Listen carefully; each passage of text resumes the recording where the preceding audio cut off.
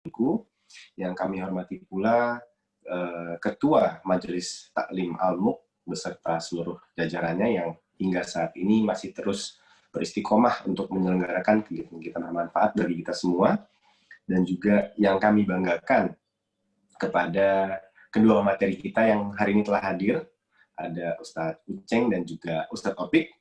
Pertama-tama marilah kita panjatkan puja dan puji atas kehadirat Allah Subhanahu wa Ta'ala yang telah begitu banyak memberikan rahmat dan nikmatnya kepada kita selaku hambanya.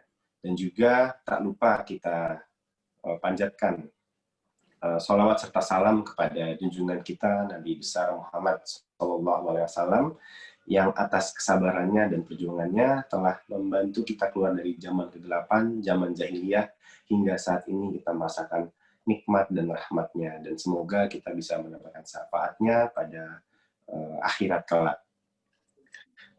Pada hari ini kita semua telah berkumpul walaupun secara virtual pada kegiatan rutin yaitu tablik Muharram Majelis Taklim Al-Muq yang akan mengangkat tema tentang memaknai hijrah dalam kehidupan. Nah, kan akhir-akhir ini nih, mungkin beberapa tahun terakhir kita sering sekali mendengarkan kalimat-kalimat hijrah yang mungkin kita banyak memaknai bahwa hijrah itu adalah perpindahan atau mungkin perubahan dari buruk ke baik.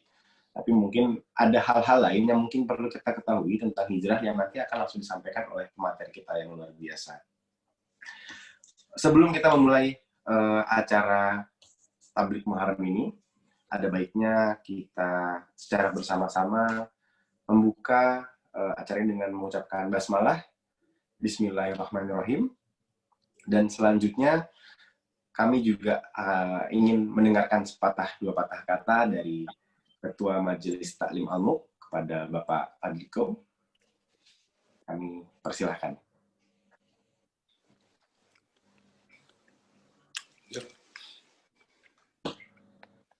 Assalamualaikum warahmatullahi wabarakatuh. Waalaikumsalam warahmatullahi wabarakatuh. Alhamdulillahirabbil alamin.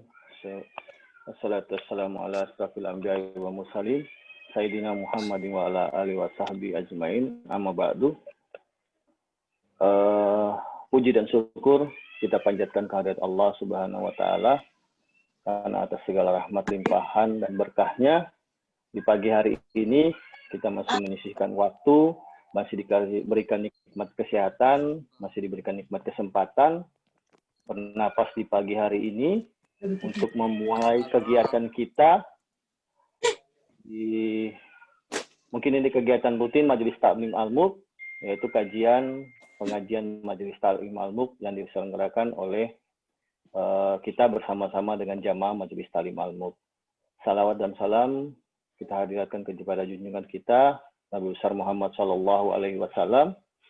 Semoga yang seperti dikatakan MC tadi, dengan syafaat, dengan segala yang sudah beliau lakukan sebelum ini, bisa menjadikan kita sebagai salah satu hambanya yang nantinya akan di yaumil mahsyar nanti menjadi bagian dari beliau, menjadi bagian dari Rasulullah SAW untuk menjadi penghuni surga kelak di yaumil mahsyar nanti.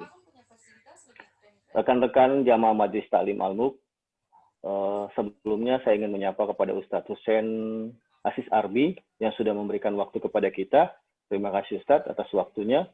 Kepada Bapak Ibu pejabat yang hadir di pagi hari ini, ada Pak Saman, Pak Fitri dari BCA, Pak Dwi dari BSM, juga teman-teman dari BRI, ada Pak Rizal, mewakili teman-teman dari BRI, juga teman-teman pejabat dari perbankan yang lain yang mungkin saya tidak bisa lihat lagi satu persatu karena cukup banyak yang hadir di pagi hari ini. Terima kasih sudah memberikan waktu dan kesempatan, juga jamaah yang lain yang sudah hadir di pagi hari ini. Saya menyampaikan bahwa kegiatan kajian ini akan berupa, di kali ini kita akan dibuat dalam bentuk dialogis antara Ustadz Hussein Asis Arbi dengan Ustadz Taufik Ismail.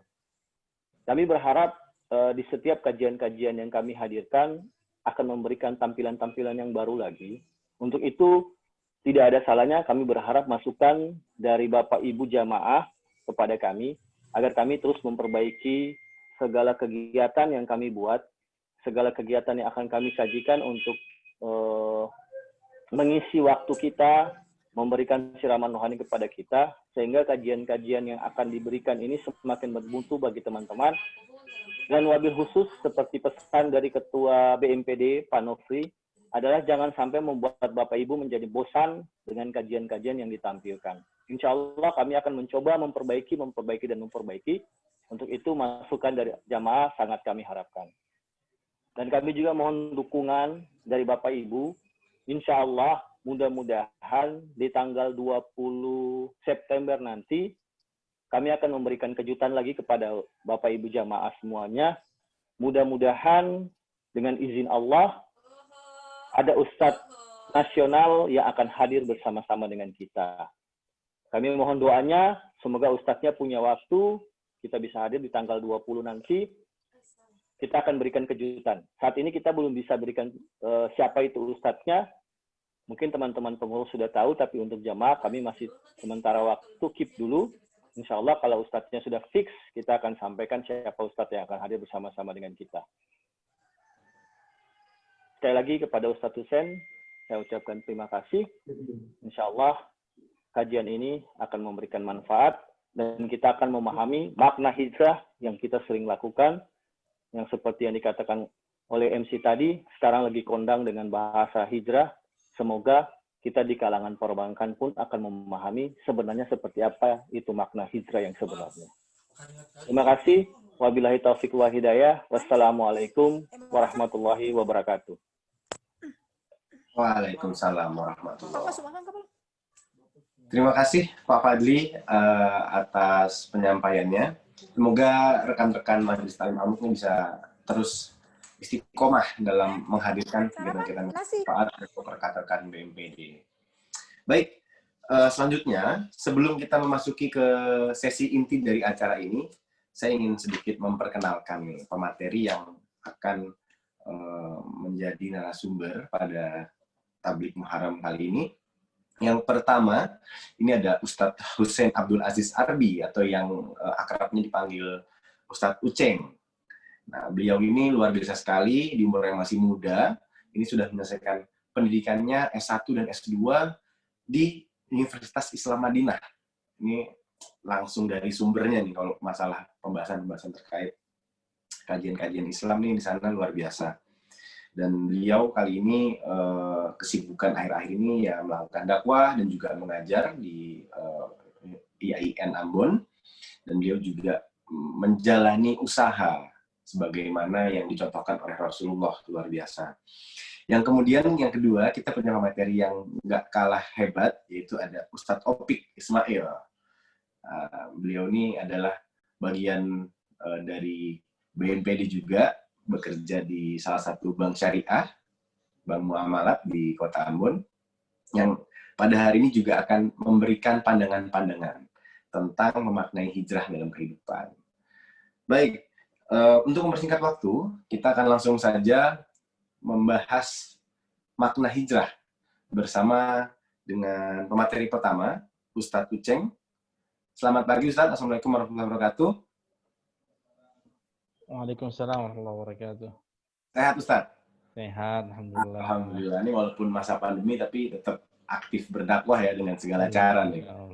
Walau virtual, alhamdulillah bisa bersilaturahmi dengan rekan-rekan BMPD. Baik Ustadz, untuk memulai kajiannya, Ustadz akan kita berikan waktu sebanyak 20 menit. Nanti kepada rekan-rekan, jika ada hal-hal yang ingin ditanyakan, itu bisa langsung disampaikan pada kolom chat, atau nanti setelah sesi pemateri kedua, kita bisa diskusi interaktif dengan kedua materi. Baik Ustadz, waktu dan tempat kami persilahkan. Bismillahirrahmanirrahim. Assalamualaikum warahmatullahi wabarakatuh. Alhamdulillah Rabbil Alamin, wassalatu wassalamu ala khairil bariyah, wa ala alihi wa ashabihi dawin fusi zakiyah. Para pejabat, para jamaah sekalian yang saya hormati, tanpa mengurangi rasa hormat saya kepada bapak-bapak dan ibu-ibu sekalian, karena waktu yang cukup singkat dan materi sebenarnya begitu panjang, cuma karena waktu yang singkat kita percepat saja. Ketika Rasulullah SAW beliau melakukan atau mendakwahkan ajaran agama Islam ini kepada keluarganya, kepada orang-orang di sekitarnya, orang-orang yang berada di kota Mekah, sehingga memang para pemuka kaum kafir Quraisy pada saat itu mereka betul-betul menginginkan dari Nabi Muhammad agar beliau ini meninggalkan dakwahnya. Sehingga apa yang dilakukan oleh mereka kepada Rasulullah itu beliau mengintimidasi, beliau hina, beliau lempar, bahkan sampai dilemparkan dengan kotoran. Sehingga pada suatu ketika, karena begitu dahsyatnya siksaan dan intimidasi yang beliau dapatkan oleh orang-orang Quraisy, akhirnya beliau mencari suaka politik ke sebuah tempat. Yang mana tempat tersebut nama daerahnya merupakan daerah Taif. Taif ini jaraknya kurang lebih antara 70 sampai 80 km dari kota Mekah ke arah selatan. Beliau pada saat itu berangkat mencari perlindungan suaka politik bersama dengan sahabat yang bernama Zaid bin al-Harithah. Maka berjalanlah mereka berdua ini ke sebuah tempat yang namanya Taif. Ketika berada di perjalanan, tidak ada satupun orang kecuali beliau ajak untuk masuk ke dalam ajaran agama Islam. Dan di antara mereka ada yang mau masuk ke dalam agama Islam dan kebanyakan dari mereka tidak mau. Singkat cerita, sampailah mereka akhirnya di sebuah tempat namanya Taif ini. Taif itu merupakan daerah pegunungan. Dia sepanjang tahunnya itu udaranya begitu sejuk. Kalau seandainya di kota Mekah ataupun Madinah puncak panasnya bisa sampai 47 sampai 48 derajat Celcius kalau musim panas itu puncaknya. Sehingga banyak dari orang-orang yang berada di daerah sana, kota Mekah, ketika puncak musim panas mereka pergi melakukan perjalanan ke daerah Syam untuk melakukan perdagangan. Nah, pada saat itu Rasulullah pergi ke kota Taif yang udaranya memang relatif sejuk dengan keinginan, dengan tujuan agar mendapatkan perlindungan pada saat itu. Tapi ketika beliau sampai di sana, ketika memulai dakwahnya kepada orang-orang yang berada di Taif sana, yang beliau dapatkan malah dilempar, dicaci, dikatakan sebagai orang gila. Bahkan para pemuka-pemuka kaum yang berada di sana telah mewanti-wanti kepada masyarakatnya, kepada bawahannya, agar mereka tidak ada yang sama sekali mau mendengarkan apa yang disampaikan oleh Nabi Muhammad SAW pada saat itu. Sehingga apa? Ketika dilempar, bahkan dikatakan di dalam sirah Rahiqul Maktum, kakinya itu, di atas tumitnya itu sampai berdarah ketika dilempari oleh bebatuan yang berada di orang-orang yang berada di sana, sehingga akhirnya beliau mencari perlindungan ke sebuah tempat di daerah pinggir Taif. Berlumuran darah, begitu banyak darah, bahkan dikatakan itu badannya penuh dengan darah karena lemparan batu. Tapi apakah Rasulullah pada saat itu marah? Apakah Rasulullah pada saat itu langsung berdoa kepada Allah agar ditimpakan azab kepada penduduk kota Taif tersebut? Ternyata tidak.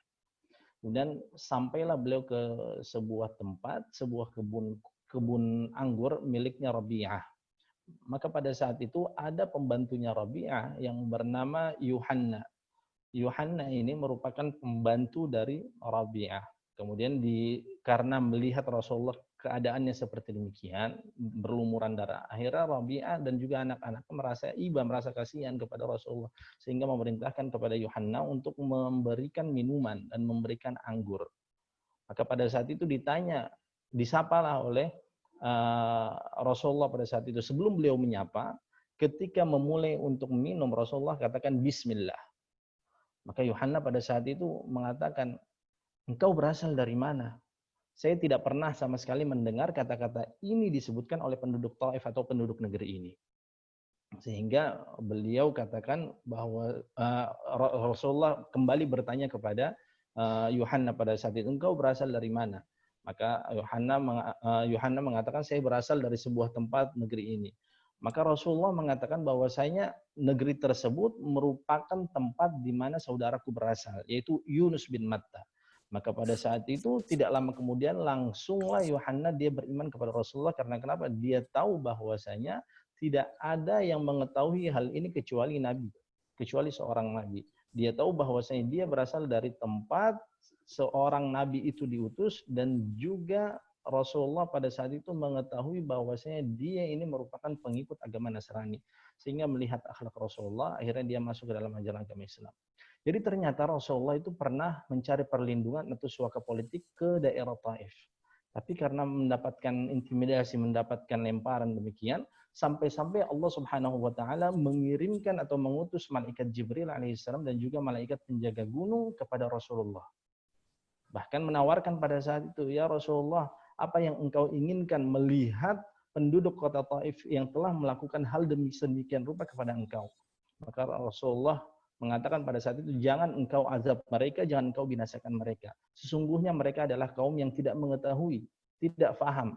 Maka Rasulullah pada saat itu mendoakan kepada mereka, mudah-mudahan nanti kelak dari anak keturunan mereka ada yang masuk dan beriman kepada, ada yang masuk ke dalam ajaran agama Islam dan beriman kepadaku.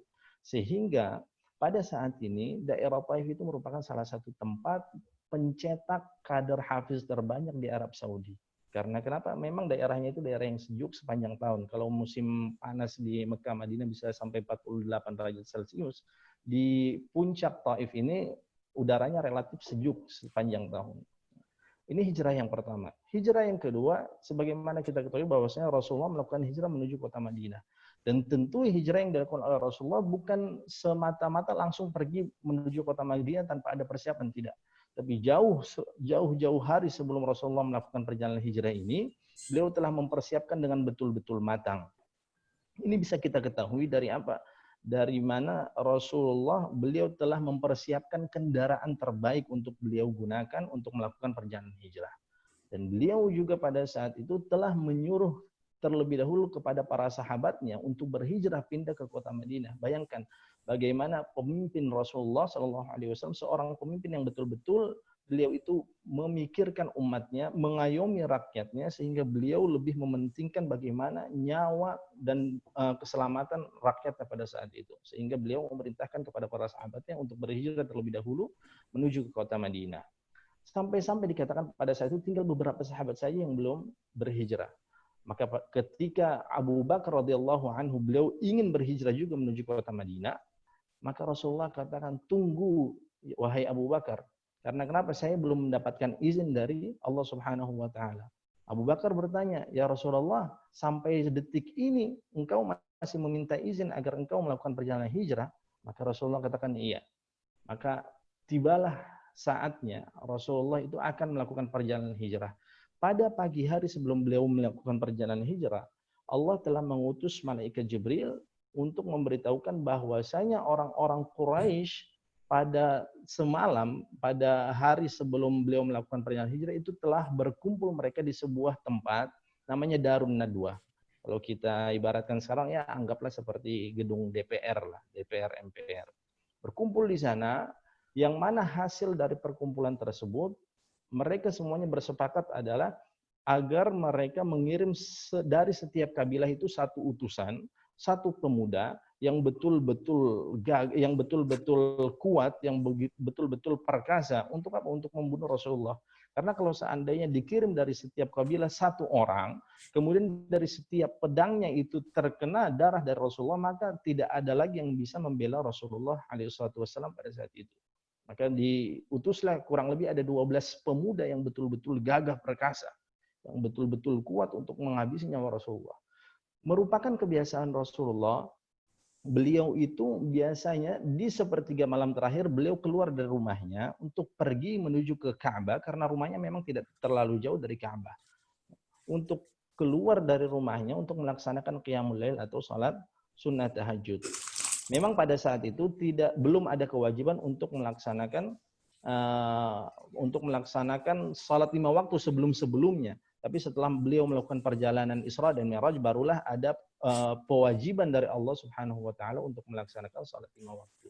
Nah, singkat cerita, Rasulullah telah menyuruh kepada Ali bin Abi Thalib untuk tidur di rumahnya, untuk tidur di kasurnya. Maka pada saat itu ketika 12 orang yang berasal dari kota Mekah ini, pemuda-pemuda ini, mereka mengepung rumahnya Nabi Muhammad SAW. Tapi Allah telah memberikan sebuah mukjizat kepada beliau. Itu apa? Beliau mampu keluar dari rumahnya tanpa diketahui sama sekali oleh satu orang pun yang berada di rumah itu.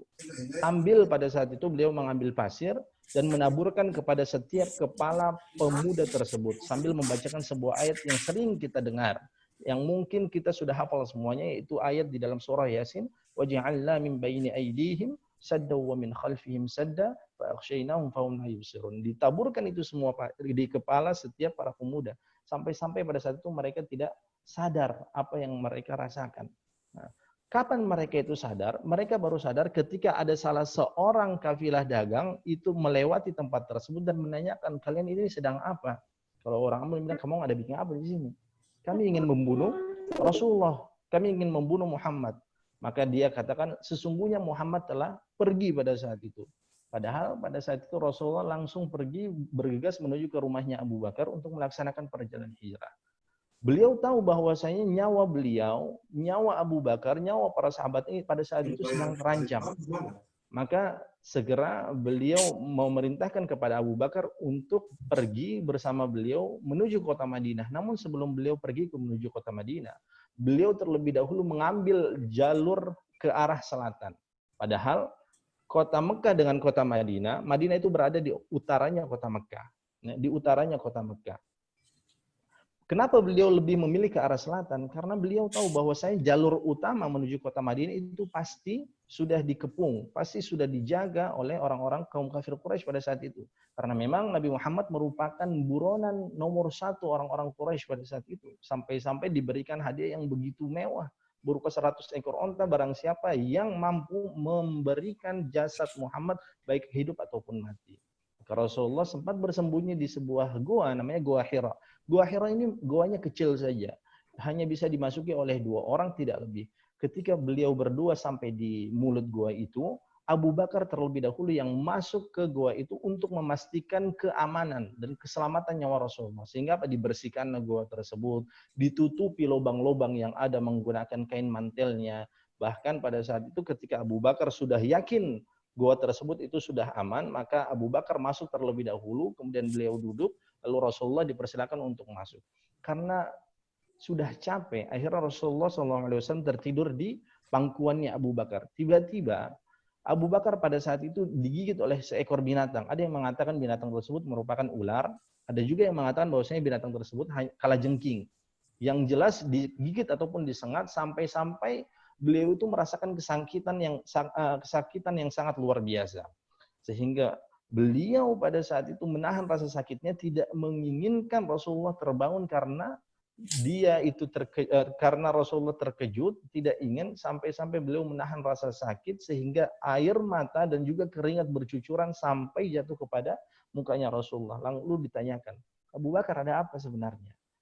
Beliau katakan, saya telah digigit oleh seekor binatang. Maka Rasulullah pada saat itu meludahi tempat yang telah digigit oleh binatang tersebut. Dan seketika sakit yang diderita oleh Abu Bakar pada situ langsung hilang. Kurang lebih 3 malam Rasulullah dan juga Abu Bakar berada di Gua Sur tersebut. Gua Sur namanya. Ya.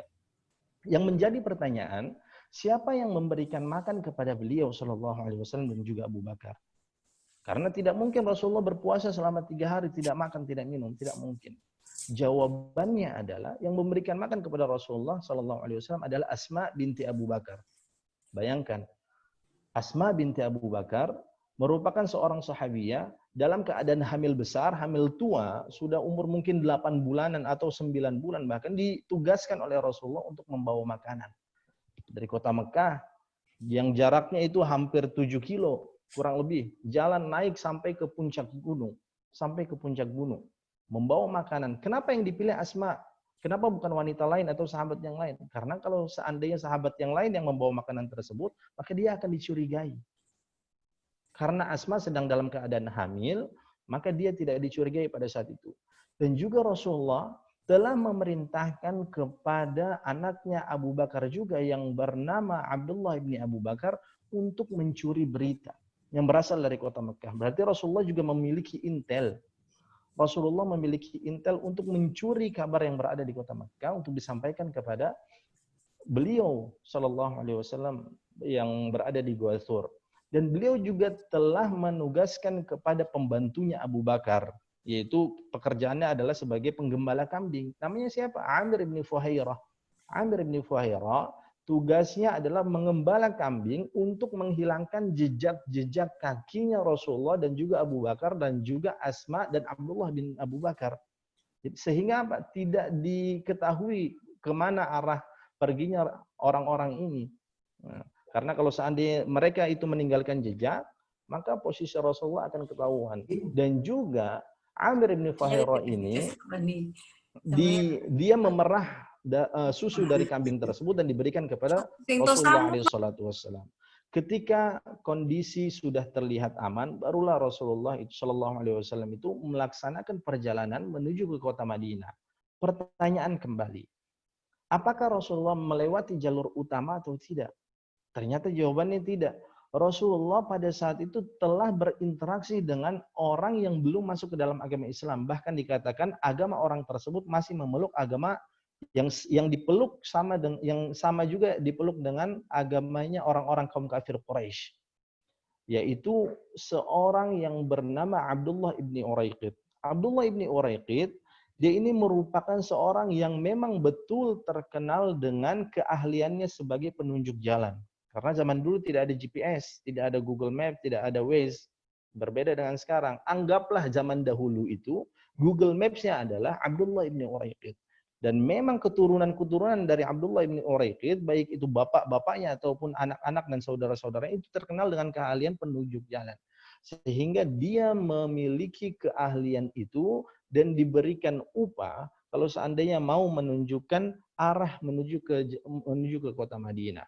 Maka bisa kita bayangkan bagaimana Rasulullah SAW betul-betul menyiapkan perjalanan hijrah ini untuk mensukseskan dakwah ajaran agama Islam, agar kita semuanya itu bisa menerima ajaran agama Islam seperti ini. Maka kurang lebih Rasulullah SAW akhirnya beliau melakukan perjalanan menuju kota Madinah. Ketika beliau baru keluar dari kota Mekah, beliau sempat menoleh ke arah belakang, melihat kembali tanah kelahirannya. Sampai-sampai beliau katakan, wallahi demi Allah, laula ukhrajtu minha ma wallahi demi Allah, innaki la ahabbul ardun ilallah, sesungguhnya engkau merupakan tanah, merupakan tempat yang paling dicintai oleh Allah Subhanahu wa taala. Falaula ukhrajtu minha ma kharajtu, dan kalau seandainya aku tidak dikeluarkan, aku tidak diusir dari penduduk negeri ini, maka niscaya aku tidak akan keluar dari kota Mekah. Begitu sedih Rasulullah meninggalkan kota Mekah. Rasulullah akhirnya melanjutkan perjalanan menuju kota Madinah. Pada saat itu, ketika Rasulullah menjadi buronan nomor 1, ya, maka orang-orang berlomba-lomba mencari Rasulullah SAW. Sampai-sampai pada saat itu dikatakan bahwasanya ada salah seorang yang berasal dari orang-orang Quraisy namanya Suraqah bin Malik. Beliau akhirnya mendapati Rasulullah pada saat itu. Sudah terlihat Rasulullah sudah dekat. Namun ketika dipacu dengan begitu kuat dan cepat kudanya, tiba-tiba terjatuh. Kakinya itu langsung masuk ke dalam pasir. Dibangkitkan kembali kudanya untuk mencoba mengejar Rasulullah dan juga Abu Bakar. Ketika sudah mendekat, hal yang sama terjadi. Jatuh bahkan sampai 3 kali. Maka ketika sudah 3 kali dan juga dia sudah mulai terlihat lelah dan tidak memiliki kekuatan untuk membangunkan kudanya, Rasulullah menghampiri beliau. Akhirnya apa? Akhirnya beliau ujung-ujungnya beriman kepada Rasulullah karena melihat akhlaknya Rasulullah. Karena kalau seandainya Rasul merupakan orang yang jahat, pasti Suraqah bin Malik ini akan dibunuh. Dan pada saat itu Suraqah bin Malik dijanjikan dia akan mendapatkan hadiah yang begitu besar oleh Rasulullah, yaitu apa? Yaitu berupa mahkota. Dan pada akhir ketika kita membaca sirah dari Suraqah bin Malik, ternyata memang betul ketika membebaskan suatu tempat, akhirnya Suraqah bin Malik ini mendapatkan sebuah mahkota dari raja tersebut.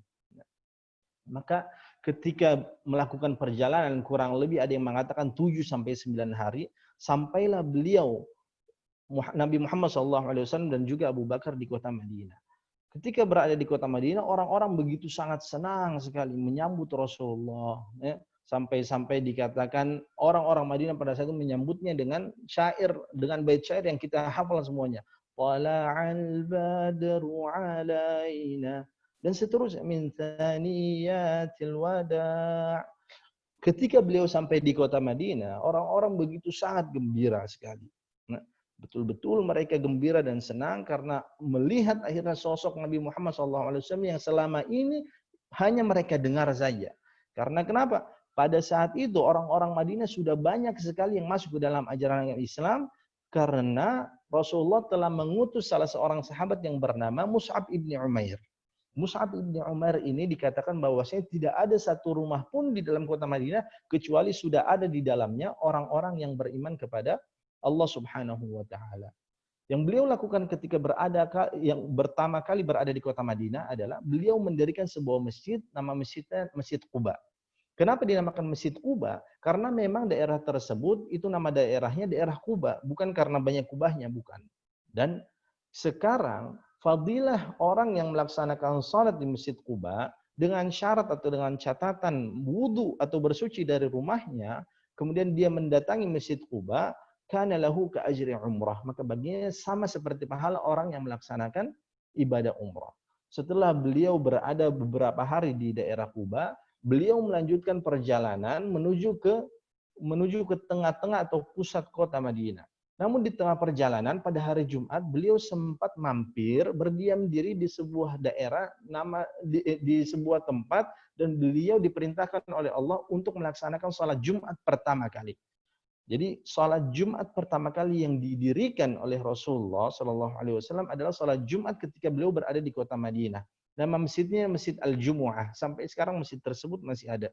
Ya ayyuhalladzina amanu idza nudiya lis-salati min yaumil jumu'ati fas'au ila dzikrillahi wa darul bai', dan seterusnya. Barulah beliau pada saat itu melanjutkan perjalanannya menuju ke tengah-tengah kota Madinah. Di tengah perjalanan, orang-orang Madinah walaupun dengan kesederhanaan yang mereka miliki, dengan harta yang pas-pasan, tapi mereka mencoba menarik untanya Rasulullah pada saat itu. Agar apa? Kalau seandainya ontanya itu bisa ditarik, maka Rasulullah bisa dipastikan akan mampir ke rumah mereka. Dan semua sahabat pada saat itu yang berada di kota Madinah menginginkan agar rumahnya itu dimasuki oleh Rasulullah. Maka apa yang dilakukan oleh Rasulullah? Da'ha, biarkan onta tersebut itu berjalan. Fa innaha ma'murun. Karena sesungguhnya onta tersebut itu dia tahu di mana akan berhenti. Posisi mana dia akan berhenti karena telah diberikan ilham oleh Allah Subhanahu wa taala.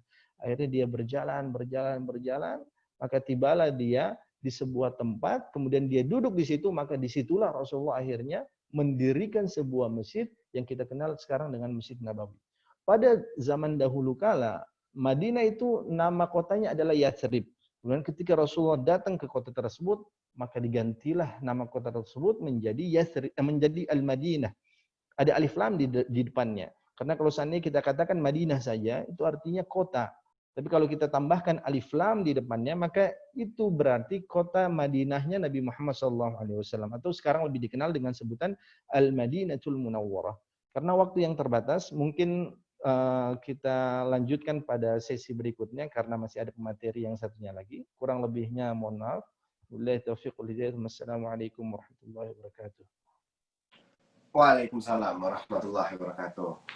Baik, Ustaz Uceng. Tadi banyak menceritakan tentang kisah-kisah Rasulullah SAW dalam melakukan hijrah, perpindahan dari satu tempat ke tempat yang lain untuk hal yang lebih baik. Nah, kan kalau zaman sekarang nih Ustaz, kata-kata hijrah ini digunakan dalam artian untuk menunjukkan perubahan diri nih Ustaz ya. Nah, ini mungkin akan coba kita bahas kembali bersama Ustadz Opik, Ustadz, untuk mendapatkan pandangan yang secara mungkin anak-anak muda zaman sekarang atau masyarakat pada umumnya memaknai hijrah yang banyak didengar oleh masyarakat. Mungkin saya memanggil Ustadz Opik. Assalamualaikum Ustadz Opik. Assalamualaikum warahmatullahi. Baik, Ustadz Topik, mungkin kami berikan waktunya sekitar 15 menit untuk sedikit menyampaikan pandangannya terkait makna hijrah nih dalam kehidupan Ustadz. Kami persilakan. Ya. Assalamualaikum warahmatullahi wabarakatuh. Innal hamdalillah nahmaduhu wa nasta'inuhu wa nastaghfiruh wa na'udzu billahi min syururi anfusina wa min sayyiati a'malina. Allahumma sholli ala Sayyidina Muhammad wa ala ali Sayyidina Muhammad. Yang saya hormati guru kita Ustadz Husain Arbi, meskipun secara usia mungkin beliau masih lebih muda, tapi keilmuannya luar biasa sebagaimana yang telah dipaparkan oleh MC tadi. Yang saya hormati, yang saya muliakan para pimpinan perbankan di lingkup PMPD Maluku, dan yang saya muliakan jamaah Majelis Talim Al-Mulk, rekan-rekan saya seperjuangan bankers. Ya. Profesi bankers itu profesi yang sangat luar biasa. Contoh misalnya kalau guru, kalau seorang profesi sebagai guru, ustadz, kemana-mana dia dipanggil ustadz, dia dipanggil pak guru, ibu guru. Tapi kita yang bekerja di bank itu, kemana-mana kita tidak dipanggil Pak Bankers atau Ibu Bankers. Ya, itulah bagian daripada ikhtiar kita untuk ekonomi umat. Baik, Pak Asrul, saya mohon izin untuk share screen, Pak. Jadi, jamaah sekalian, kita tadi telah dijelaskan oleh Ustadz Uceng. Beliau menjelaskan tentang perspektif sirah atau perspektif bagaimana hijrahnya Rasulullah Shallallahu Alaihi Wasallam. Memang kita harus berangkat dari situ sebagai starting point kita memaknai proses hijrah dalam kehidupan kita. Namun pertanyaan besarnya adalah hijrah kita itu untuk apa, karena siapa, atau tujuannya itu untuk apa. Nah, jamaah sekalian, 1 dekade terakhir, sekitar 10 tahun terakhir, itu kata hijrah menjadi sebuah tema besar yang kita dengar di mana-mana, di berbagai spektrum media, di berbagai aspek kehidupan kita dengar tentang hijrah, kata hijrah, diksi kata hijrah itu. Nah, ternyata diksi tentang hijrah itu, kalau kita cek algoritma media sosialnya, ketika kita misalnya mengetik kata hijrah, maka yang muncul itu adalah jadi kalau kita ketik algoritma katanya itu adalah hijrah, maka orientasi yang muncul nantinya itu adalah konsep misalnya kata-kata seperti say no to pacaran, gantinya menjadi ta'aruf. Jadi kata-kata hijrah itu biasa akan menjadi sebuah tema yang muncul musiman. Misalnya mau Ramadan, jadi semuanya itu menjadi kata-katanya menjadi sangat Islami, itu menjadi bagian daripada trending atau bahasa-bahasa yang jadi tagar di Instagram, di Facebook ataupun media sosial yang lainnya. Memang ini sebuah fenomena yang harus kita syukuri karena semakin banyak orang yang kemudian mafhum atau tercerahkan dengan kata-kata yang bernuansa Islami. Tapi pertanyaan besarnya adalah, apakah hanya sampai sebatas itu? Kemudian definisi hijrah yang harus kita pahami. Padahal kan tadi telah dijelaskan oleh Ustadz Husain, luar biasa proses periodisasi Rasulullah itu ketika ingin berhijrah. Rasulullah ingin berhijrah itu karena mendapatkan intimidasi, tekanan, bahkan ancaman pembunuhan terhadap dirinya. Jadi beliau berhijrah karena terjadi sesuatu yang mengancam kepada jiwanya. Nah, alasan kita untuk sekarang berhijrah mungkin lain. Alasan kita sekarang berhijrah mungkin karena ada sesuatu hal yang ingin kita ubah dari kebiasaan kita saat ini. Nah, pertanyaannya adalah, lalu apa definisi hijrah yang harusnya kita pahami? Ternyata, definisi hijrah itu, jadi kata hijrah itu sendiri, sebagaimana yang telah disampaikan oleh Ustadz sebelumnya, kata hijrah itu usianya sama dengan usia kalender miladia atau kalender hijriyah. Jadi 1441 tahun yang lalu itu Rasulullah Shallallahu Alaihi Wasallam pernah bersabda. Yang hadisnya ada di screen Bapak Ibu sekalian. Hadis yang diriwayatkan dari sahabat Umar. Rasulullah kemudian bersabda. Jadi umum kita kenal hadis ini adalah hadis tentang niat. Sebagian besar kita hafal innamal a'malu binniyat. Sesungguhnya segala sesuatu tergantung dari niatnya.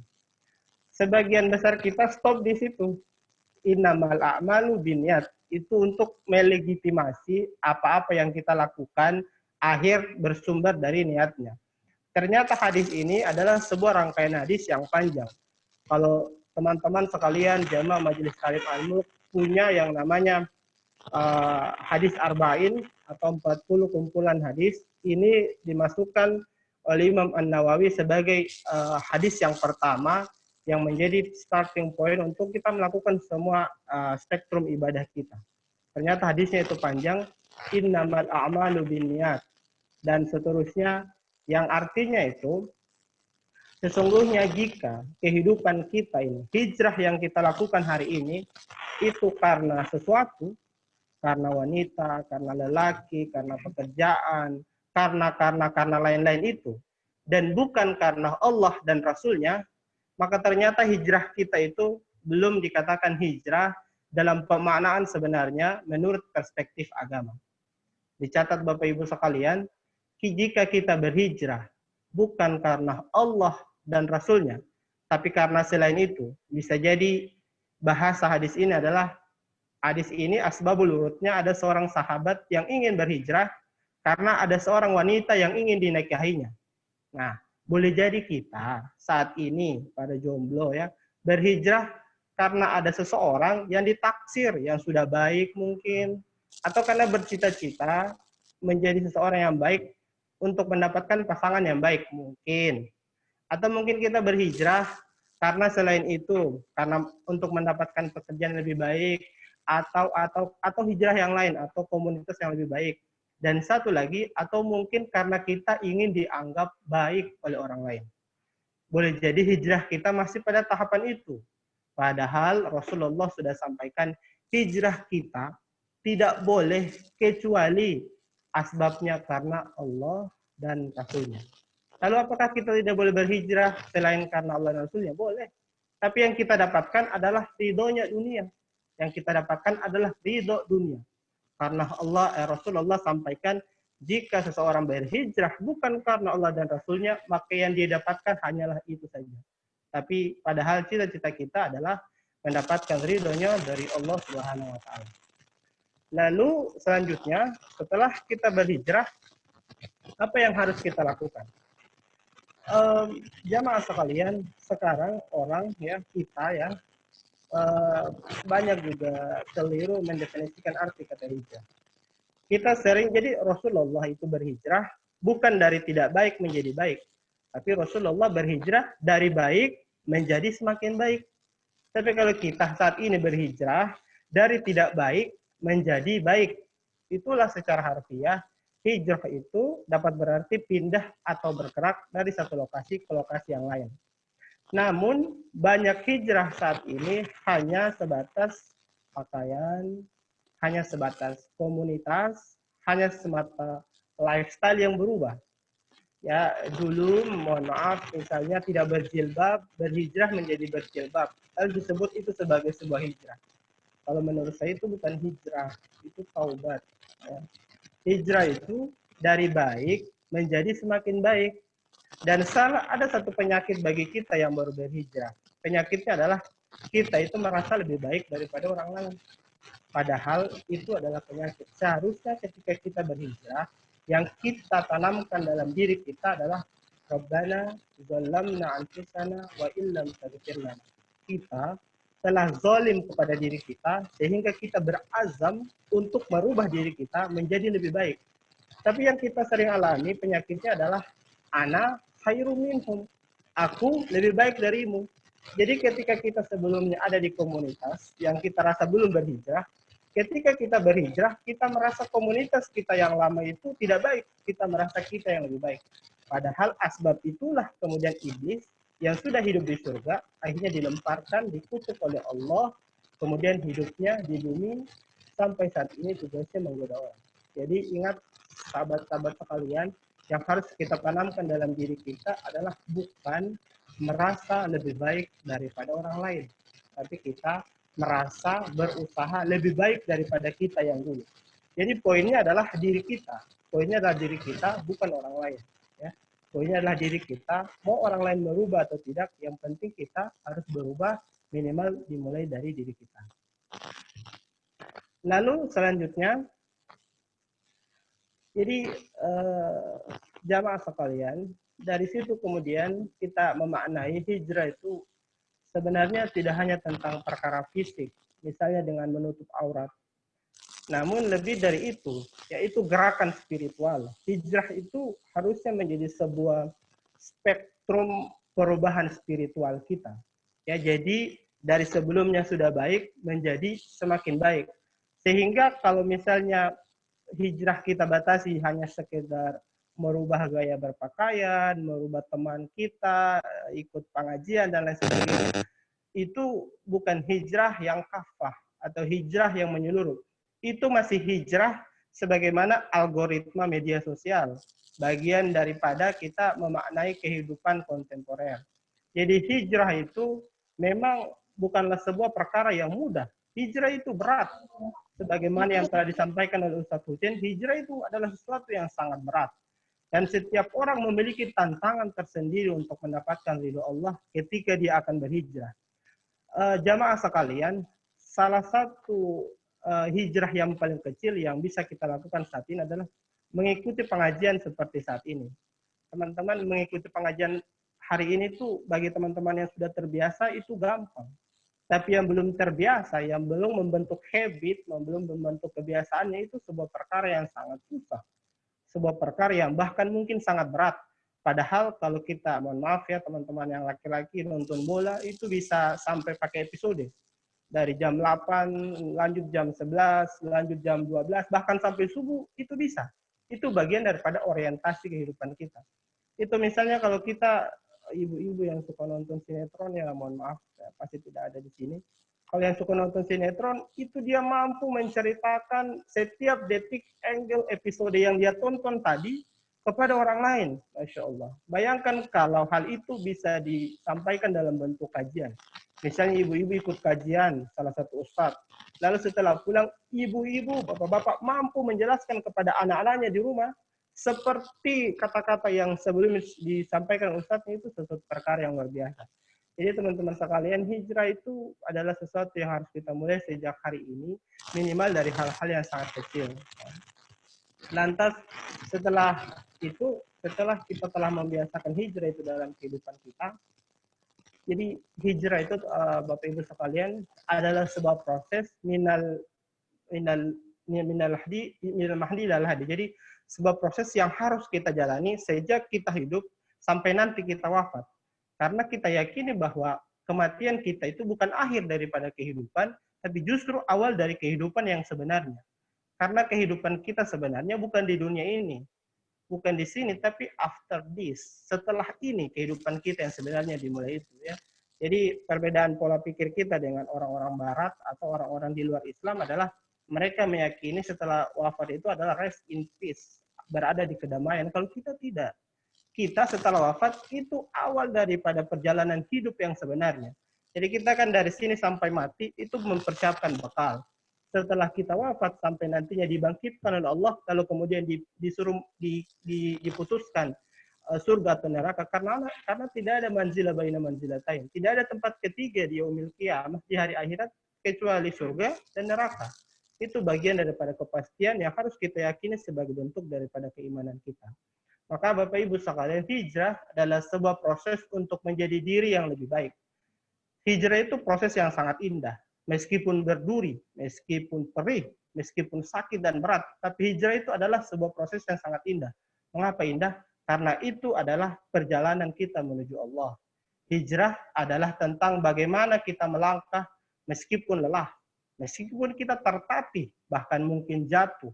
Tak mampu berdiri, tapi sebuah proses indah menuju Allah. Bukan tentang seberapa cepat sampai, tapi seberapa ikhlas kita bertahan. Mengapa harus ikhlas bertahan? Karena pasti prosesnya itu luar biasa sulit. Kita dari yang tidak baik menjadi baik, pasti ada orang yang mencerita, ada orang yang mencibir, ada orang yang julid, ada orang yang luar biasa. Macam-macam ujiannya kita. Dan ujian terbesar itu biasanya datang dari orang-orang terdekat kita. Maka Rasulullah pernah bersabda, orang yang berhijrah, al-muhajiru, adalah orang yang meninggalkan segala larangan Allah Subhanahu wa Ta'ala. Hadis yang disampaikan oleh Imam Bukhari dan Imam Muslim yang berderajat muttafaqun alaih. Maka Bapak Ibu sekalian, proses kita berhijrah itu haruslah menjadi sebuah proses yang komprehensif, yang panjang sepanjang perjalanan kehidupan kita. Dan satu yang hampir terakhir, fase tersulit setelah berhijrah itu adalah istiqomah. Jadi hijrah itu kadang-kadang gampang karena kita akan hidup dengan komunitas yang sama-sama punya visi dan tujuan yang sama. kita berhijrah itu setelah itu ada satu tahapan yang paling berat yang namanya istiqomah, yaitu fase di mana kita ya mampu bertahan, kemungkinan sudah tidak mampu bertahan dari niat yang mulai bercabang. Jadi ketika kita berhijrah nanti ada macam-macam tantangannya. Semangat sudah mulai memudar, kebosanan yang mulai mendera. Pengajian juga seperti itu. Di teman-teman pengurus juga mengalami hal yang sama. Kadang-kadang bosan, kita saling menyemangati. Satu, itulah kita butuh jamaah. Jadi mengapa kita butuh jamaah? Mengapa kita butuh pasangan yang baik? Mengapa kita butuh komunitas yang baik? Karena kadang-kadang iman kita itu drop. Nah, pada saat iman kita drop, kita butuh orang lain yang menyemangati kita. Bapak Ibu bayangkan jika di rumah itu dua-duanya itu drop. Dua-dua drop. Jika istrinya drop, suami menyemangati. Jika suami drop, istri menyemangati. Begitu menjadi simbiosis mutualisme sampai nantinya bertemu di surganya Allah Subhanahu wa taala. Hijrah itu memang susah, apalagi di zaman yang seperti sekarang. Istiqomah adalah ketika kita mampu beradaptasi dengan perubahan, lambat laun kemudian kita menjadi itu bagian daripada terinternalisasi dalam kehidupan kita. Misalnya Bapak Ibu sekalian, dulu sebelum kita mampu melaksanakan sholat 5 waktu secara rutin, 1 hari 5 waktu, itu kita masih bolong-bolong. Tapi ketika itu sudah kita biasakan, itu terinternalisasi dalam diri kita. Ada sesuatu yang kurang ketika kita tidak sholat. Semacam ada reminder alert alami begitu, kayak kalau kita belum sholat, tiba-tiba ada sesuatu dalam sanubari yang terbersit, belum tenang begitu. Nah, itulah kemudian yang Allah Subhanahu wa taala berfirman, sakinah fi qulubil mu'minin. Jadi orang-orang yang beriman itu Allah berikan ketenangan ke dalam dirinya ketika dia menjalankan perintah Allah. Begitupun sebaliknya, ketika dia bermaksiat ada sesuatu yang tidak tenang di dalam hatinya. Semacam kayak ada pengingat otomatis. Karena itulah naluri fitrah manusia. Nah, Bapak Ibu sekalian, di fase kita beristiqomah ini kita butuh pendamping yang soleh-soleha ya. Kita butuh sahabat, kita butuh komunitas, yang semua itu bermetamorfosis menjadi gardu energi positif.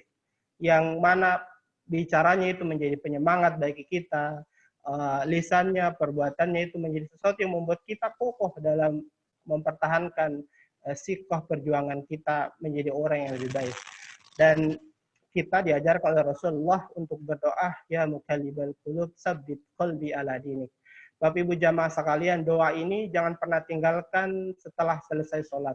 Karena kita berdoa semoga Allah Subhanahu wa taala menetapkan hati kita di dalam agama Islam ini, di dalam kebaikan ini. Dan catatannya itu tidak perlu takut untuk berubah, apalagi meskipun sendirian. Sebab amal perbuatan kita tidak dihisab berjamaah.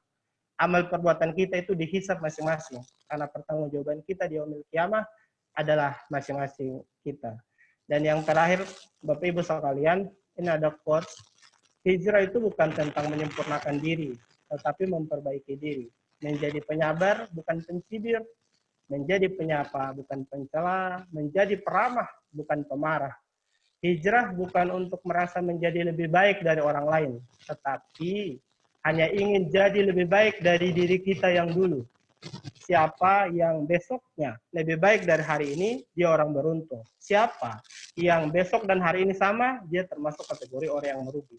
Jadi kita berhijrah bukan untuk mempertontonkan kebaikan kita dibandingkan dengan orang lain. Tetapi kita berhijrah untuk menjadi lebih baik dari diri kita yang kemarin, supaya kita menjadi orang-orang yang beruntung. Dan di balik kata istiqomah, ada niat yang kokoh, perjuangan yang berat, dan munajat yang tak pernah berhenti kita langitkan. Tapi Ibu sekalian, teruslah berlari menuju kebaikan karena tak ada usaha yang sia-sia di hadapan Allah Subhanahu wa taala.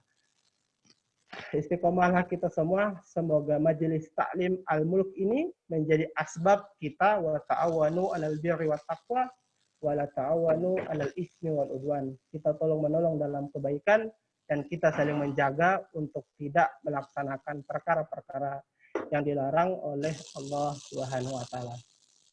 Terima kasih, inilah yang Al-Fakir dapat sampaikan. Mudah-mudahan ini bermanfaat bagi saya secara pribadi dan bagi jamaah sekalian. Allah muwaffiq ila aqwamit thariq. Wassalamualaikum warahmatullahi wabarakatuh. Waalaikumsalam warahmatullahi wabarakatuh. Baik. Terima kasih Ustadz Opik atas pandangannya terkait fenomena hijrah dan juga penjelasannya secara hadis-hadis maupun hal-hal yang diturunkan oleh para pendahulu kita. Jadi setelah dari paparan Ustadz Uceng dan juga Ustadz Opik nih, ada satu hal yang saya rasa ini menjadi sebuah garis besar antara hijrah yang memang sebuah proses perpindahan dari suatu tempat ke tempat lain maupun juga hijrah dalam artian menjadi yang lebih baik lagi, yaitu adanya kesungguhan dalam melakukan persiapan hijrah tersebut. Tadi kalau Ustadz Uceng sempat sampaikan dalam melaksanakan hijrahnya Rasulullah dari Mekah ke Madinah itu benar-benar menyusun strategi sedemikian rupa agar pelaksanaannya bisa berhasil mencapai tujuan. Dan juga tadi Ustaz Taufik juga menyampaikan dalam berhijrah pun kita harus bersungguh-sungguh dan benar-benar mempersiapkan diri kita menjadi diri yang lebih baik. Nah, mungkin selanjutnya biar para jamaah dan juga seluruh peserta yang hadir pada hari ini jika ingin bertanya, kami membuka kesempatan bisa menyampaikan di kolom chat atau mungkin bisa raise hand, nanti kita bisa diskusi bareng dengan kedua pembicara. Dan mungkin untuk pertanyaan pertama nih, ini sudah ada masuk dari Pak Amir, ini mungkin ditujukan kepada Ustadz Uceng. Pertanyaannya adalah, Ustadz, ini kenapa hijrahnya dipilih Madinah? Kira-kira. Padahal kan banyak kota-kota lain yang di dekat Mekah nih Ustadz. Kemudian, kenapa hijrahnya ini ditemani hanya dengan Abu Bakar Ustadz? Padahal banyak pemuda-pemuda lain yang lebih kuat ataupun pandai dalam berperang. Sehingga mampu ya melindungi Rasulullah nih Ustadz. Kira-kira apakah ada kelanjutan kisahnya nih Ustadz? Mungkin boleh dijelaskan. Bismillahirrahmanirrahim. Kenapa kota yang dipilih oleh Rasulullah adalah Madinah, bukan kota yang lain? Bukan New York, bukan Chicago, karena kejauhan pertama. Tidak. Bercanda saya. Ya. Kenapa Rasulullah menjadikan kota Madinah sebagai kota tujuan? Yang pertama karena memang sudah mendapatkan wahyu dari Allah Subhanahu wa taala. Beliau sudah mendapatkan ilham, beliau sudah mendapatkan petunjuk. Karena kenapa? Wa ma yantiqu 'anil hawa in huwa illa wahyu yuha. Segala yang diucapkan, segala gerak-gerik yang dilakukan oleh Nabi, segala perbuatan dan pekerjaan yang dilakukan oleh Nabi Muhammad itu semuanya telah mendapatkan petunjuk dari Allah Subhanahu wa taala. Yang kedua adalah memang di dalam kitab-kitab terdahulu pun, baik itu kitab Taurat ataupun kitab Injil, telah dijelaskan di dalam kitab mereka bahwa nanti Nabi akhir zaman itu akan diutus di sebuah tempat yang banyak sekali ditumbuhi oleh perkebunan kurma. Dan mereka meyakini ayat tersebut. Mereka betul-betul meyakini ayat ini, tanda-tanda ini sudah begitu jelas terpampang di dalam kitab-kitab mereka. Bahkan dikatakan oleh Allah Subhanahu wa taala, ya'rifunahu kama ya'rifuna abna'ahum. Mereka mengenali, mereka tahu benar-benar betul-betul tahu tentang ciri-ciri dan tanda-tanda kedatangan Nabi akhir zaman sebagaimana mereka mengenali anak-anak mereka. Bayangkan siapa orang tua yang tidak mengenali anak-anak mereka? Anak pertama kebiasaan tidurnya begini, oh dia kalau tidur ngiler, gember malele, manggarong, ngorok dan lain sebagainya. Anak yang kedua dia rajin sholat, dia rajin sekolah, rajin belajar dan lain sebagainya. Mereka mengenali Nabi akhir zaman itu sebagaimana mereka mengenali anak-anak mereka sendiri. Hanya saja mereka tidak mau beriman karena bukan diutus dari golongan mereka. Kenapa orang-orang Yahudi itu bisa sampai di daerah Khaybar, bisa sampai di daerah Madinah, padahal sebelumnya tidak ada sama sekali orang Yahudi yang berada di Khaybar dan Madinah. Kenapa? Karena mereka tahu betul Nabi akhir zaman itu diutus nanti di daerah yang akan ditumbuhi banyak sekali pohon korma. Sengaja mereka berpindah, ada yang berpindah dari Palestina, ada yang berpindah dari Mesir, ada yang pindah dari Suriah, dari Syam, dari Yordania. Mereka menuju ke Khaybar dan dari Khaybar sebagian lagi menuju ke kota Madinah dengan maksud agar Nabi akhir zaman itu muncul, timbul, diutus oleh Allah dari golongan mereka, dari kalangan mereka. Sehingga apa?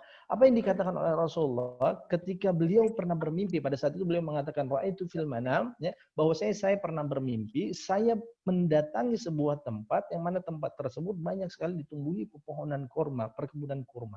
Dan ternyata Allah Subhanahu wa taala mentakdirkan kota Madinah lah yang menjadi awal pusat peradaban ajaran agama Islam. Dari kota Madinah lah akhirnya muncul, tersebar ya, begitu banyak sekali para sahabat sehingga Islam ini bisa kita rasakan seantero dunia ini. Itu kenapa Rasulullah memilih kota Madinah, bukan kota Masohi, bukan kota Mahmala dan lain sebagainya. Yang selanjutnya, kenapa Abu Bakar yang dipilih oleh Rasulullah? Kenapa bukan sahabat yang lain? Bapak-bapak dan ibu-ibu sekalian, Rasulullah SAW beliau pernah bersabda, kalau seandainya aku dibolehkan untuk menjadi atau memilih seorang kekasih, kurang lebih maknanya seperti ini, maka aku akan menjadikan Abu Bakar sebagai kekasihku. Karena kenapa? Dialah Abu Bakarlah yang pertama kali orang beriman kepadaku, di mana tidak ada sama sekali satu orang pun yang beriman kepadaku, maka Abu Bakarlah yang pertama kali beriman kepadaku. Abu Bakarlah yang pertama kali membenarkan peristiwa Isra dan Mi'raj sehingga beliau digelari As-Siddiq. Abu Bakarlah yang dianggap oleh Rasulullah satu-satunya sahabat yang mampu betul-betul menemani beliau ketika beliau melaksanakan perjalanan hijrah. Padahal begitu banyak para sahabat yang lain yang lebih kuat, yang lebih gagah perkasa, yang mampu melindungi Rasulullah pada saat itu. Tapi karena beliau betul-betul cinta dan beliau menganggap bahwasanya Abu Bakarlah yang paling pantas menemani beliau, dan segala apa yang beliau kerjakan pada saat itu semuanya telah mendapatkan petunjuk dari Allah Subhanahu wa taala, wa ma yantiqu 'anil hawa in huwa illa wahyu yuha. Dan ternyata memang sudah ada isyarat-isyarat yang Allah Subhanahu wa taala berikan bahwasanya Abu Bakarlah yang akan menemani beliau. Sehingga ketika Abu Bakar ingin hijrah terlebih dahulu meninggalkan Nabi Muhammad SAW bersama para sahabat yang lainnya secara bergelombang, maka Rasulullah menahan Abu Bakar pada saat itu. Jangan engkau melaksanakan perjalanan hijrah terlebih dahulu. Ya, engkau harus berhijrah bersama denganku. Dan juga Abu Bakar begitu banyak sekali andil di dalam penyuksesan perjalanan hijrah pada kali itu. Bisa kita lihat, beliau yang menemani Rasulullah. Anak beliau diperintahkan oleh Rasulullah untuk memberikan makanan, untuk membawa makanan. Anak beliau diperintahkan sebagai mata-mata. Pembantunya Abu Bakar pun diperintahkan untuk menghilangkan jejak kaki Rasulullah dan juga kedua anaknya, dan juga agar diperas susu dari kambing yang dimiliki oleh Abu Bakar pada saat itu. Betapa besar pahala yang didapatkan oleh Abu Bakar radhiyallahu anhu. Maka sangat disayangkan kalau seandainya ada orang-orang yang menghina sahabat Abu Bakar radhiyallahu anhu, yang mengatakan bahwasanya Abu Bakar itu berada di api neraka. Ada orang-orang yang seperti demikian. Na'udzubillahi min dzalik. Mudah-mudahan Allah Subhanahu wa taala menyelamatkan kita dari fitnah golongan ini. Allah taala a'lam. Baik. Terima kasih banyak Ustadz Uceng atas penjelasannya. Mungkin tadi Pak Amir semoga bisa tersampaikan dari pertanyaannya. Yang pasti untuk melakukan hijrah ke Madinah tadi, ini dikarenakan adanya wahyu. Jadi mungkin bisa kita kaitkan juga dengan fenomena hijrah juga pastikan dimulai dengan adanya panggilan atau ilham nih, atau wahyu yang disampaikan oleh Allah Subhanahu wa taala ke masing-masing pribadi kita. Kemudian selanjutnya ini ada pertanyaan untuk Ustadz Opik. Ini terkait dengan dalam menjalani hijrah, ini kira-kira bagaimana kita mengetahui bahwa hijrah yang sudah kita lakukan ini benar, sudah baik gitu. Apakah ada hal-hal yang bisa kita rasakan dan atau mungkin sesuatu yang disampaikan dalam hadis ataupun riwayat terkait hijrah tersebut, mungkin boleh dijelaskan Ustaz Taufik.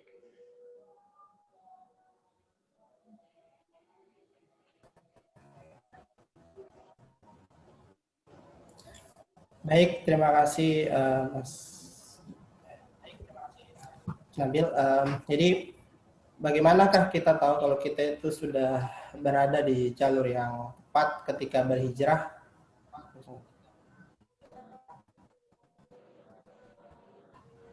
Jadi kita sudah mulai ilfil dengan kemaksiatan yang dahulu itu menjadi hal yang biasa kita lakukan. Contoh misalnya begini, Bapak Ibu sekalian, sebelum kita itu berhijrah. Bagus nggak suaranya, Kak? Bagus.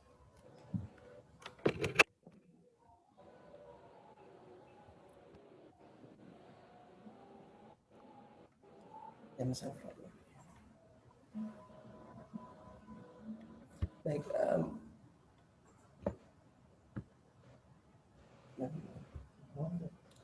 baik, mohon maaf.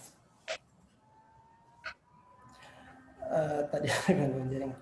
Jadi salah satu cara kita mengetahui apakah kita itu sudah berada di jalur yang tepat ketika berhijrah adalah ketika kita pada saat kita melakukan kebiasaan yang dahulu kita anggap sebagai sebuah perkara yang biasa saja.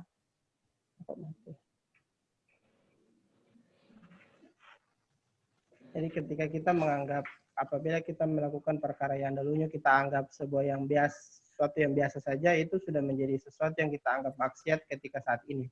Contoh misalnya, dulu sebelum kita berhijrah, itu ketika kita meninggalkan sholat, kita anggap sebagai sesuatu perkara yang biasa saja. Ketika tidak sholat zuhur, tidak sholat asar, bahkan tidak sholat maghrib, bahkan nauzubillah min zalik, kadang sehari semalam kita terbiasa meninggalkan sholat 5 waktu, itu dahulu kita anggap biasa saja. Nah, saat ini kita anggap sebagai sesuatu yang tidak biasa, sesuatu yang membuat kita tidak nyaman ketika melaksanakannya.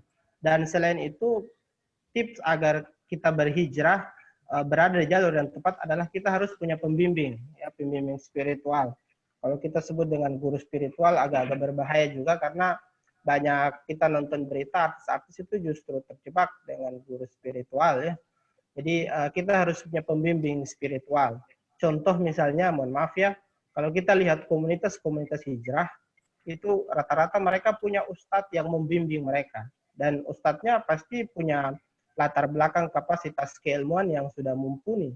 Punya kapasitas keilmuan yang memang diakui. Contoh misalnya komunitas Ustadz Hanan, komunitasnya Ustadz Hilman. Di Ambon misalnya ada komunitasnya Ustadz Hatta.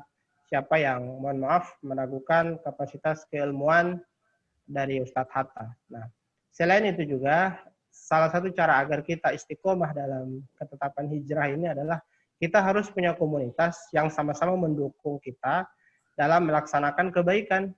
Jadi kita harus punya komunitas yang sama-sama saling mengingatkan ketika kita salah dan saling melarang ketika kita melakukan kemaksiatan yang dulu mungkin pernah kita lakukan. Jadi tipsnya adalah kita harus punya guru spiritual atau pembimbing yang membimbing kita secara spiritual, yang kemudian kita harus punya komunitas yang sama-sama mendukung dalam kebaikan. Ya, kira-kira menurut saya seperti itu berdasarkan pengalaman-pengalaman. Oh ya, satu lagi yang terakhir, kita harus punya pasangan yang sama-sama mendukung. Jadi misalnya Bapak Ibu sekalian, contoh misalnya hal-hal yang paling kecil dalam rumah tangga, dalam keluarga misalnya. Kalau istri termasuk seorang yang sangat luar biasa menjaga ibadah, menjaga sholatnya, tapi kalau suaminya tidak mendukung juga agak-agak repot, ya. Misalnya istri rajin sekali sholat, tapi suami itu sholatnya 1 minggu cuma 1 kali. Ya, sholat Jumat misalnya. Itu pun harus diingatkan oleh pasangannya. Jangan lupa sholat Jumat, ya, update status. Kan sesuatu yang sangat miris dialami apabila kita tidak memiliki pasangan yang sama-sama mendukung dalam perkara kebaikan. Mudah-mudahan kita semua pasangannya di rumah, ya, yang calon pasangan juga mendapatkan pasangan yang soleh-soleha sehingga lebih mudah proses hijrahnya itu di jalan Allah Subhanahu wa taala. Begitu Mas Nabil. Baik, terima kasih Ustaz Topik atas penjelasan ini. Mungkin ini juga sudah menjawab tadi pertanyaan dari Ibu Tahir dari BRI, ya, bagaimana menjaga keistiqomahan seorang muslimah agar semangat belajar tetap menyala. Jadi dengan punya komunitas, punya partner yang tepat, itu menjadi sebuah kunci sukses juga nih untuk melakukan hijrah. Semoga sudah menjawab. Kemudian selanjutnya ada pertanyaan dari Pak Teguh dari Bank Indonesia. Yang ini ada 3 nih langsung diberikan nih. Yang pertama, Mohon diberikan contoh real opsi atau tindakan hijrah di sektor perbankan khususnya secara individu pegawai. Yang kedua, pada tahap awal antara hijrah dan muhasabah ini mana yang sebaiknya didahulukan. Yang ketiga, pada kondisi pandemik tidak hanya tokoh masyarakat, pemerintah dan petugas kesehatan ulama, baik secara individu maupun kelembagaan banyak yang mengeko protokol kesehatan yang di beberapa aspek sampai mengalahkan protokol ajaran agama dalam beribadah. Mungkin beberapa kali kita menyaksikan ya, ada sedikit penyesuaian. Misalnya terkait sholat berjamaah, bagaimana sikap terbaik yang bisa dilaksanakan oleh umat? Mungkin pertanyaan ini boleh dijawab oleh Ustadz Uceng dan juga Ustadz Opik secara bersama ataupun bergantian. Silakan, Ustadz. Siapa dulu ya? Ustadz Opik dulu. Ustadz duluan saya.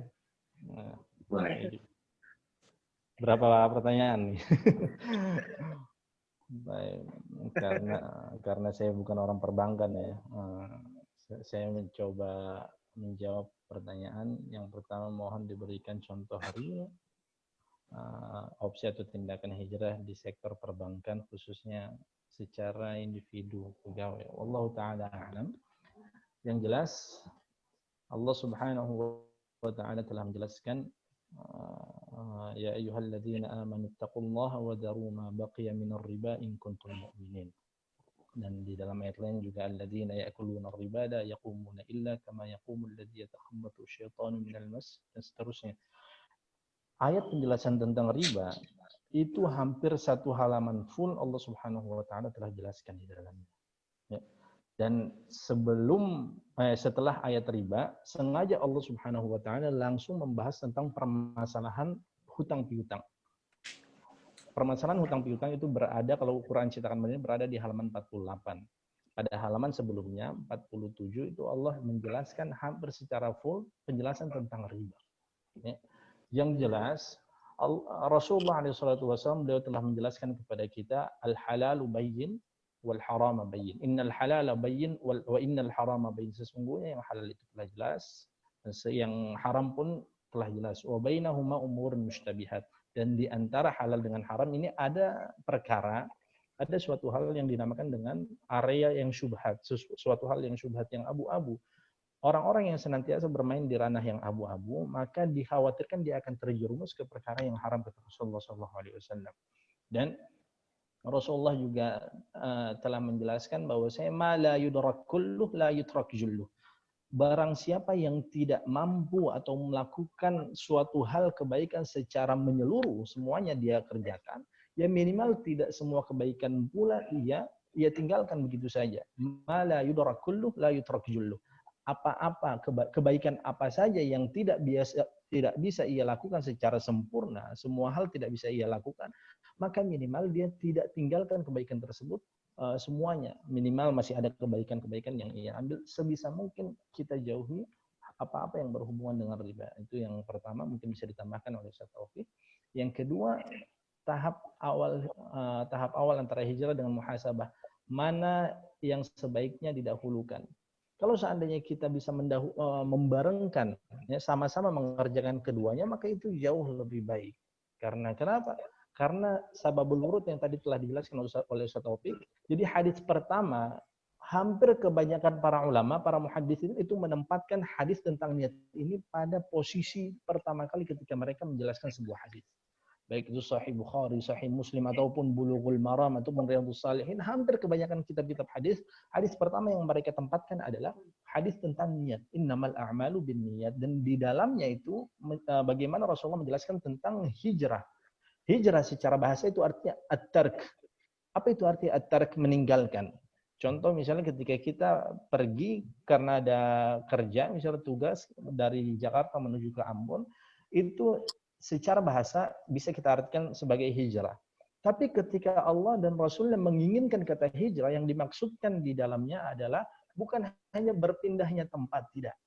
Kalau seandainya hanya sebatas berpindah tempat, orang-orang Arab lebih biasa menggunakan kata-kata intiqal. Intiqal itu hanya berpindah tempat dari satu tempat ke tempat yang lain. Tapi kalau seandainya juga berpindah tempat dan juga hatinya itu berubah, sebagaimana yang telah dijelaskan oleh Rasulullah di dalam sebuah hadis, al-muhajir seorang yang muhajir itu adalah man hajara, barang siapa yang pergi meninggalkan manahallahu anhu, apa-apa yang telah diharamkan oleh. Jadi sebaiknya dibarengi antara muhasabah dengan hijrah ini. Karena kenapa? Itu jauh lebih baik daripada kita memilih satu di antara keduanya. Jadi kalau seandainya bisa dibarengkan, itu jauh lebih baik dan lebih afdal. Apalagi muhasabah artinya kan merenungi apa yang telah dia lakukan. Jadi dibarengi jauh lebih afdal. Yang selanjutnya, lanjut ke apa tadi? Salat ya, permasalahan salat. Misalnya terkait salat berjamaah, bagaimana sikap terbaik yang bisa dilaksanakan oleh umat? Ketika imam itu akan memerintahkan makmumnya untuk merapikan salat, maka imam disunnahkan untuk mengatakan istawu wastaqimu fa inna taswiyatas sufuf min tamamis shalah, lurus dan rapat. Tapi yang menjadi pertanyaan adalah apakah merapatkan saf ini merupakan bagian dari syarat sahnya salat atau tidak?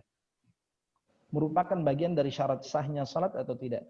Kalau seandainya kita mengkaji kembali hadis-hadis dan dalil-dalil tentang rapatnya saf salat ini di dalam kita mengerjakan salat, ternyata pendapat yang lebih kuat adalah itu bukan bagian dari syarat sahnya salat. Karena kenapa? Kalau seandainya saf itu terputus, otomatis dia tidak mendapatkan salat atau tidak dianggap melaksanakan salat yang sah. Karena begitu banyak orang-orang di dunia ini yang melaksanakan salat dan safnya itu tidak rapat. Jadi rapatnya salat, saf salat ketika melaksanakan salat itu bukan merupakan syarat sah salat, tapi dia merupakan kesempurnaan dari bagian salat. Sehingga apa? Kalau seandainya ada sebuah maslahah, kalau seandainya ada sebuah kebaikan, lantas kita mengesampingkan kesempurnaan salat tanpa mengurangi syarat-syarat sah salat yang lainnya, karena ada sebuah masalah dan kita meninggalkan kemudaratan, keburukan, maka itu juga diperbolehkan.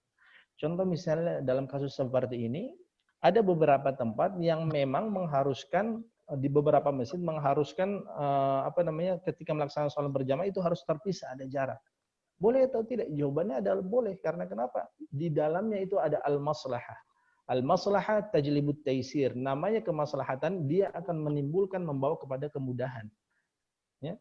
Al-masyaqqah tajlibut taisir. Kalau seandainya ada kesusahan, kemudaratan, ya, maka hukum berikutnya adalah harus dipermudah. Kalau dikhawatirkan ketika kita berdempetan sedang melaksanakan sholat akan terjangkit virus, akan terjangkit penyakit, dan kalau seandainya kita laksanakan dengan menjaga protokol ada kemaslahatan, itu diperlukan.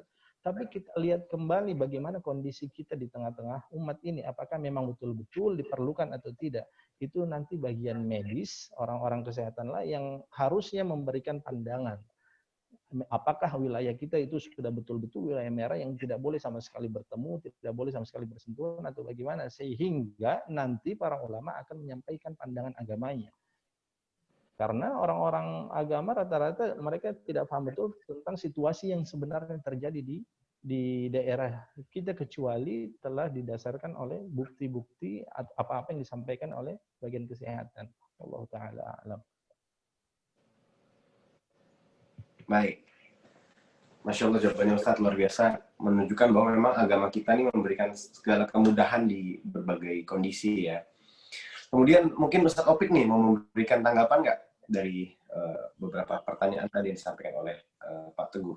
Silakan Pak Opik. Menarik dari apa yang disampaikan Pak Teguh itu terkait dengan protokol kesehatan itu. Jadi berkembang di masyarakat tentang beberapa waktu yang lalu kan ada himbauan, bukan larangan ya, himbauan untuk tidak melaksanakan sholat secara berjamaah dengan tujuan agar menghindari berkumpulnya orang dalam jumlah yang banyak, yang mana kita khawatirkan akan menjadi klaster untuk penyebaran virus dan lain sebagainya. Jadi di dalam fikih itu ada kaidah yang berbunyi darul mafasid muqaddamu ala jalbil masalih. Menolak kemudaratan lebih didahulukan, lebih diutamakan daripada mendatangkan kemaslahatan. Jadi ketika kita berkumpul, jika itu kemudian bisa mendatangkan mudarat bagi kita pribadi maupun bagi komunitas, maka itu lebih dahulu kita hindarkan dengan cara kita beribadah semuanya dari rumah saja. Ini tentulah menjadi hal yang agak-agak merisaukan batin bagi setiap orang yang sudah terbiasa melaksanakan sesuatu hal, terutama misalnya sholat itu secara berjamaah. Tapi inilah bagian daripada rukhsah atau keringanan dari agama Islam. Jadi Islam itu memang sebuah agama yang fil makan wal zaman, yang akan selalu hidup sesuai dengan perkembangan zaman maupun keadaan dimanapun kita berada. Itulah bagian daripada keringanan yang ditawarkan oleh Islam kepada kita, pemeluk Islam, agar menjadi rahmat bagi sekalian alam. Jadi ketika kita diperhadapkan kepada situasi apakah sholat di rumah saja ataukah di masjid, ingat kaidah tadi, darul mafasid muqaddamu ala jalbil masalih. Dan beberapa kaidah yang telah dijelaskan oleh Ustadz Husain sebelumnya, yaitu ketika misalnya ada sesuatu yang bersifat darurat, maka hukumnya itu akan menjadi sebuah kemudahan. Dan tipsnya dan hikmahnya adalah kita bisa berjamaah di rumah. Kita bisa jadi bapak-bapak bisa menjadi imam bagi istrinya, bagi anaknya di rumah, bisa menjadi sebab kemudian keluarga itu menjadi keluarga yang semakin sakinah insyaallah karena didirikannya sholat secara berjamaah di rumah. Tapi kalau misalnya kondisinya tidak darurat seperti itu, maka bagi laki-laki memang diutamakan untuk melaksanakan sholat secara berjamaah. Wa'afu minkum, mudah-mudahan itu bisa menambah penjelasan. Terima kasih. Assalamualaikum warahmatullahi wabarakatuh. Waalaikumsalam warahmatullahi wabarakatuh. Baik, semoga Pak Teguh pertanyaan-pertanyaan bisa terjawab oleh kedua pembicara kita pada kesempatan pagi hari ini. Mungkin dikarenakan keterbatasan waktu, kita sudah memasuki penghujung acara. Semoga setelah 1 jam lebih kita mendengar paparan dari Ustadz Husain dan juga Ustadz Taufik, kita bisa mendapatkan gambaran dan memaknai hijrah dalam kehidupan sebaiknya kita sebagai umat Muslim yang telah diajarkan oleh para pendahulu-pendahulu kita. Mungkin yang bisa dapat saya simpulkan adalah dalam memaknai hijrah ini memang kita banyak melihat kisah-kisah Nabi dalam melakukan perpindahan. Dan juga ada istilah hijrah yang diartikan sebagai proses memperbaiki diri menjadi lebih baik lagi. Untuk melakukan hal tersebut, mungkin kita bisa mempersiapkan diri kita sebaik-baik mungkin agar dalam pelaksanaannya tujuan yang kita ingin capai benar-benar tercapai, dan itu dikarenakan oleh Allah Subhanahu wa Ta'ala, bukan ditujukan untuk semata-mata kerahmatan di dunia saja. Dan untuk menjaga keistiqomahan kita dalam berhijrah, ya ada baiknya kita juga berkomunitas, kita mencari lingkungan yang mendukung, dan juga kunci utama dari Mas Taufik adalah mencari partner nih. Jadi sebuah sentilan kepada rekan-rekan nih, para jomblo ini, segeralah mencari pasangan yang bisa membawa kita ke dalam kebaikan. Mungkin itu yang bisa saya sampaikan. Semoga pertemuan kita pada pagi hari ini bisa memberikan berkah bagi kita, bagi keluarga besar BMPD Maluku, yang kedepannya kita juga akan terus melakukan kajian-kajian secara virtual selama kondisi masih terbatas. Semoga Bapak Ibu sekalian nanti bisa hadir di kegiatan selanjutnya. Dari kami atas nama panitia pelaksana mengucapkan terima kasih dan mohon maaf sebesar-besarnya jika terdapat kekurangan dalam pelaksanaan. Kepada Ustadz Husain dan Ustadz Taufik, kami sampaikan terima kasih. Semoga bisa bertemu pada kesempatan berikutnya. Wassalamualaikum warahmatullahi wabarakatuh. Terima kasih dan selamat siang. Waalaikumsalam warahmatullahi wabarakatuh.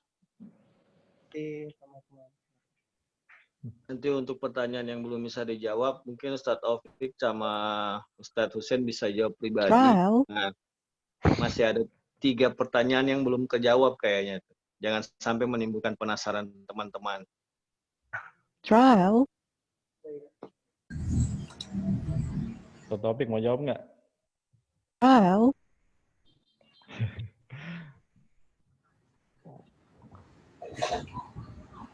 Saya coba jawab sedikit ya. Mungkin kedengaran. Adakah makna perubahan nama Yathrib menjadi nama Madinah? Nah, Yathrib itu secara bahasa adalah salah satu penyakit namanya itu, Yathrib. Dan memiliki arti juga segala sesuatu hal yang buruk. Ternyata nama kota ini dia berpengaruh dengan tabiat orang-orang yang berada di sana. Dulu jauh sebelum Rasulullah datang, orang-orang Yathrib ini mereka berperang satu dengan yang lainnya. Ada dua suku besar, suku Aus dan Khazraj. Itu tidak pernah sama sekali akur. Bahkan sudah ratusan tahun mereka berperang jauh. Ditambah lagi ketika orang-orang Yahudi datang, orang Yahudi ini ada Bani Nazir, ada Bani Quraidah dan Bani Qainuqa, ditambah lagi Yahudi Khaybar. Nah, 4 suku ini mereka mencari pasangannya antara Aus dan Khazraj. Akhirnya apa? Akhirnya saling adu domba lah di antara mereka. Ya udah, akhirnya Aus dan Khazraj tidak pernah berhenti berperang sampai datang agama Islam yang mendamaikan mereka semuanya. Kemudian diganti akhirnya oleh Rasulullah menjadi Al-Madinah. Karena kenapa? Rasulullah pada saat itu beliau pernah berdoa agar apa? Penyakit yang berada di kota Madinah ini dipindahkan ke tempat yang lain di luar kota Madinah. Dan juga mudah-mudahan Allah berkahi kota ini di dalam setiap sa'nya, di dalam setiap timbangannya. Allah mudah-mudahan memberikan keberkahan. Ya. Akan Rasulullah bersabda pada saat itu, Allahumma habib ilaina Madinah ka hubbina Makkah au asyad. Ya Allah, jadikanlah kota Madinah ini kota yang kami cintai sama dengan kota Mekah atau melebihi kecintaan kami terhadap kota Mekah. Sehingga diganti namanya menjadi Al-Madinah. Masih dengar ya? Mengapa orang Yathrib lebih menerima Rasul sebagai Nabi dibanding orang Mekah? Mungkin di antara penyebabnya karena faktor lingkungan. Ya. Di kota Mekah itu dari dahulu sampai sekarang terkenal memang orang-orangnya jauh lebih kasar dibandingkan orang-orang Madinah. Dari dulu itu. Jauh sebelum Nabi datang juga hal yang sama terjadi. Ya. Jadi karena faktor daerah yang kalau di Mekah itu lebih daerahnya merupakan perbukitan, ya kan? Ada yang tinggal di gunung, ada yang tinggal di ini, jalanannya juga tidak beraturan. Kemudian kalau di Madinah itu kotanya dia berada di dataran yang luas, yang dikelilingi oleh gunung-gunung. Gunung-gunung itu berada di samping kanan, kiri, depan dan belakang. Jadi berbeda dengan kota Mekah itu berada di lembah-lembah, di gunung-gunung. Jadi salah satu faktor yang menyebabkan orang Mekah itu jauh lebih keras dibandingkan orang-orang Madinah. Sehingga mereka lebih bisa menerima dakwahnya Nabi Muhammad SAW. Bagaimana kita tahu kalau kita sudah jadi lebih baik dari diri kita yang kemarin. Sementara yang bisa menilai kita hanya Allah. Betul, yang bisa menilai kita hanya Allah Subhanahu wa taala. Hanya saja Rasulullah pernah bersabda, istafti qalbak, tanya hati kecilmu. Tanya hati kecilmu. Sebelum kita melaksanakan suatu hal, kita tanyakan dulu di dalam hati kecil kita, ini kalau seandainya kita berbuat demikian, kira-kira Allah itu ridha atau tidak?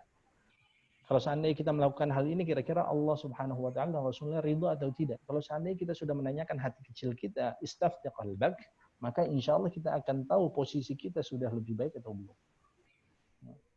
Ya Allah, sudah. Berarti sudah selesai ya. Allah Ta'ala a'lam. Assalamualaikum. Makasih Ustaz. Kayaknya teman-teman yang bertanya sudah terjawab semuanya.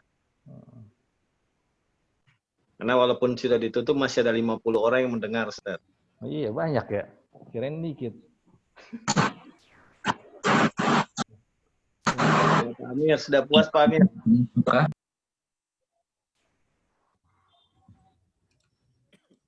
Ya, teman-teman, sudah berakhir kegiatan kita. Insya Allah, kajian Sirah Nabawiyah mungkin akan dilanjutkan kembali oleh rekan-rekan pengurus di seksi dakwah. Mereka akan mengatur kembali. Insya Allah, teman-teman siap-siap aja. Yang pasti, untuk tanggal 20 nanti, sekali lagi saya minta doanya, semoga kita diberikan waktu, diberikan kesempatan untuk bersua dengan salah satu ustadz nasional. Ya mungkin saja kita akan buat temanya seperti saat ini, dialogis, mungkin melibatkan ustadz-ustadz yang juga lokal Ambon untuk mendampingi. Sehingga dalam kegiatan kajian dakwahnya nanti mungkin lebih hidup suasananya. Jangan sampai monoton yang dari sana bicara, di sini cuma mendengar sampai selesai, tapi dengan ada yang mendampingi mungkin suasananya akan lebih hidup dalam kajian-kajian kita selanjutnya. Sekali lagi Ustadz Husein, terima kasih Ustadz, untuk jamaah semuanya, terima kasih banyak untuk partisipasinya sampai siang hari ini.